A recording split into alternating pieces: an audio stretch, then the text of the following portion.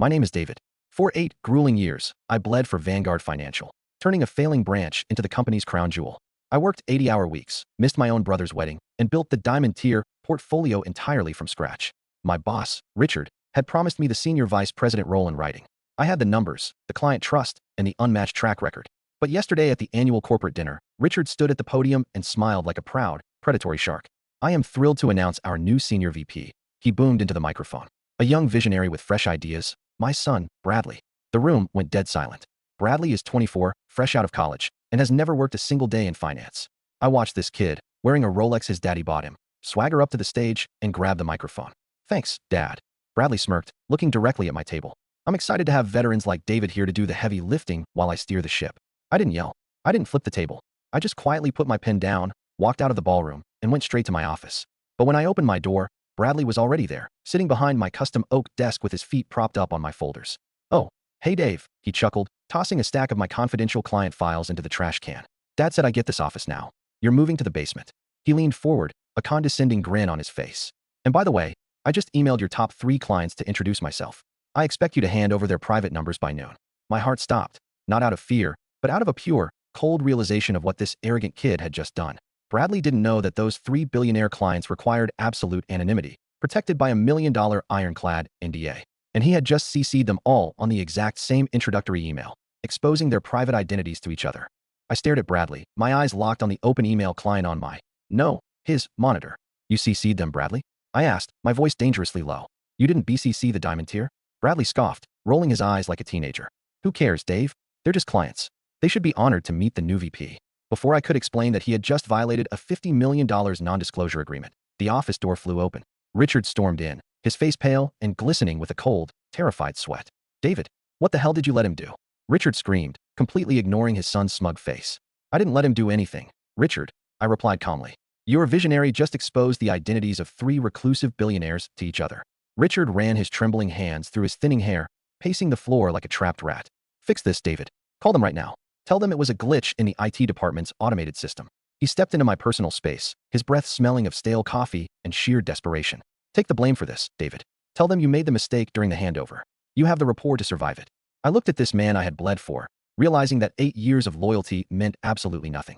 And if my son goes down for this, Richard hissed, poking me in the chest, I'll make sure you never work in finance again. I stood there for a moment. And if I do take the bullet for Bradley? I asked, testing the waters. Richard smirked, thinking he had successfully bullied his best earner. Then you get to keep your job in the basement. Consider it a generous offer. I nodded slowly, picking up my personal briefcase. Understood, Richard. I'll make the calls right now. I walked down to the damp, windowless basement cubicle they had assigned me, surrounded by broken chairs and old printers. But I didn't call the clients to apologize. And I certainly didn't blame IT. I pulled out a secure burner phone, dialed the private satellite number of my biggest client, Arthur Sterling, and hit record. Mr. Sterling, I said when the gruff billionaire finally answered. Vanguard Financial has been compromised by the CEO's son. But don't panic. I continued, staring at the concrete wall of my basement cell. Because I have an exit strategy. That evening, I didn't go home. I drove to the Obsidian Club, an ultra-exclusive underground restaurant where memberships cost more than Richard's annual salary. Sitting at a mahogany table in the private wine cellar were the 3 pillars of the diamond tier: Arthur Sterling, a tech magnate; Marcus Vance, a real estate baron; and Elias Thorne, an oil tycoon. These men didn't just have money. They had power that could crush governments. And right now, they were furious. David, Arthur growled, swirling a glass of 50-year-old scotch. I pay Vanguard a premium for total anonymity. And today, I get an email from a 24-year-old child copying me with Marcus and Elias. It's worse than incompetence, Marcus added, his voice cold. It's a catastrophic security breach. My rivals would pay millions to know my portfolio structure. I didn't offer excuses. I placed my phone on the table and pressed play on the recording I had taken in my office. Richard's desperate, sniveling voice filled the cellar. Asterisk, take the blame for this, David. Tell them you made the mistake. And if my son goes down for this, I'll make sure you never work in finance again. Asterisk. The 3 billionaires listened in absolute silence. When the recording ended, Elias Thorne let out a low, dangerous laugh. He thinks he can use you as a human shield, Elias said, leaning forward. And he thinks we are too stupid to notice. I slid 3 thick, black leather folders across the table. Gentlemen, I said smoothly. Vanguard Financial is a sinking ship captained by a fool and his arrogant son. But I am not Vanguard. Tomorrow morning, my non-compete clause expires. And I have already registered Apex Capital Partners.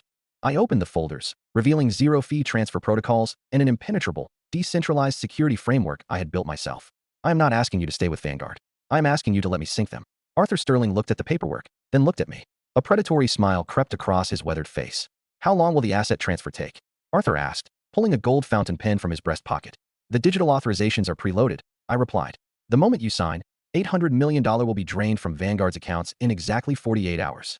Which, I added, checking my watch, happens to be the exact time Bradley is hosting his first quarterly shareholder review. All three men signed without a second thought. I walked out of the Obsidian Club feeling the cool night air on my face. Richard thought he had buried me in the basement. He didn't realize I was just planting explosives at the foundation. The morning of the quarterly shareholder review, the executive boardroom on the 50th floor was packed with Vanguard's top investors and board members. Richard stood at the head of the long glass table, beaming like a man who had just won the lottery. Gentlemen, Richard announced, gesturing proudly to his 24-year-old son. Bradley has seamlessly transitioned into the VP role. In fact, he is about to present the live yields for our diamond tier, a portfolio holding over $800 million. Bradley stood up, adjusting his silk tie, and shot me a condescending wink.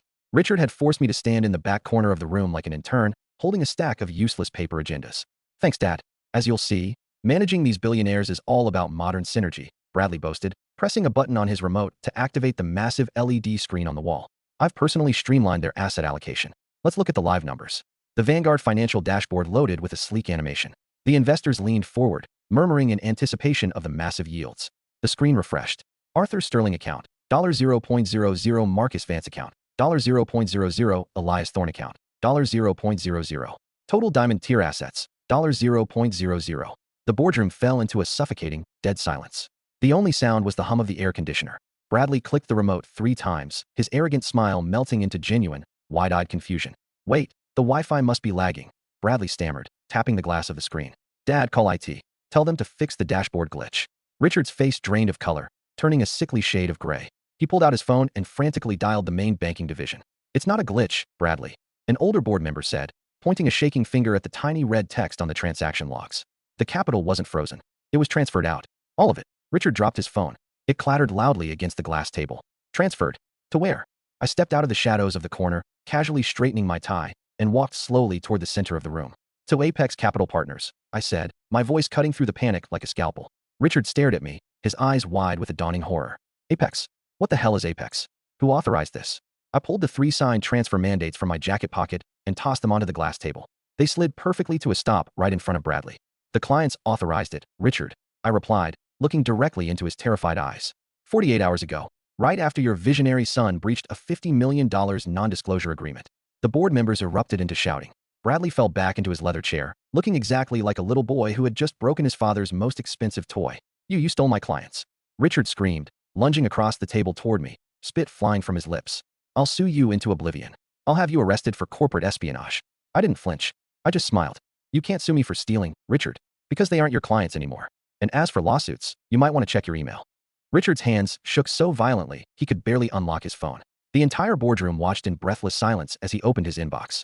At the very top was an email from the most ruthless corporate litigation firm in the country, representing Arthur Sterling, Marcus Vance, and Elias Thorne. Hey, a lawsuit? Richard whispered, his voice cracking. The blood completely drained from his face. $150 million for gross negligence and breach of non-disclosure. That's right, Richard, I said, walking toward the door. When Bradley CC'd those billionaires, he didn't just annoy them. He broke a legally binding contract that holds Vanguard Financial entirely liable. Richard snapped his head up, pointing a trembling finger at me. Board members, he yelled, sheer desperation making him sound like a cornered animal. David set this up. He orchestrated the breach to steal the clients. He's a saboteur. The board members began to murmur, looking between me and Richard. But I was already prepared for his final, pathetic lie. I pulled the burner phone from my pocket, connected it to the boardroom's Bluetooth audio system, and pressed play. Suddenly, Richard's own voice echoed off the glass walls of the boardroom in crystal clear audio. Asterisk, fix this, David. Take the blame for this. Tell them you made the mistake. And if my son goes down for this, I'll make sure you never work in finance again. Asterisk. The recording ended. The silence in the room was heavier than before, but this time, it was lethal. The chairman of the board, a man who had backed Richard for a decade, slowly stood up. He didn't look at Richard. He looked at the security guards standing by the door. Escort Richard and Bradley off the premises, the chairman ordered coldly. Freeze their company assets. And call legal. We have to prepare for bankruptcy. Wait, you can't do this to me. I built this company. Richard screamed as 2 guards grabbed him by the arms. Bradley was already crying, clinging to the edge of the glass table. Dad, do something. You said I was the VP. I didn't stay to watch the rest of the circus. I unclipped my Vanguard ID badge and tossed it onto the glass table. It landed right next to the empty $800 million dashboard. I walked out of the building, stepping into the bright morning sun. My phone buzzed in my pocket. It was Arthur Sterling. David, the billionaire said, his voice laced with a grim satisfaction. I just heard Vanguard stock is in freefall. Shall we schedule the first official meeting for Apex Capital? Absolutely, Mr. Sterling. I replied, unlocking my car. The basement rat is ready to get to work. In the end, Richard wanted to give his son my office, my title, and my hard work. So, I let them have the office. I just took the empire that paid for it.